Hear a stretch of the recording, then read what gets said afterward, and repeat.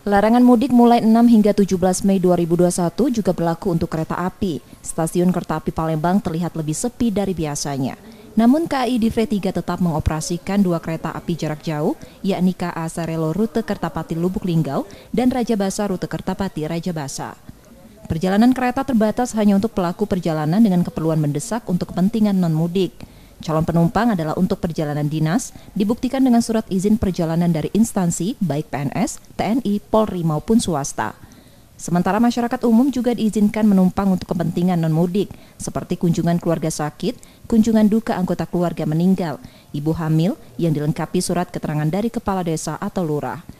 Memasuki stasiun, petugas akan memverifikasi syarat tersebut. Calon penumpang juga menjalani pemeriksaan COVID-19, baik GINOS atau rapid antigen. Bila hasilnya negatif, calon penumpang diperbolehkan boarding.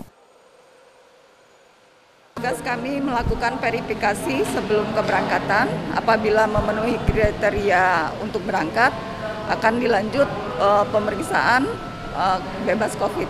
Untuk kemarin, dari 144 penumpang yang memiliki tiket, yang diperbolehkan berangkat sebanyak 73 orang dan tidak diperbolehkan berangkat 71 orang.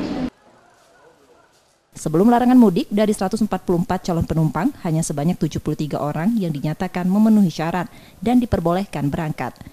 Calon penumpang yang tidak boleh berangkat dapat mengajukan pembatalan tiket di stasiun.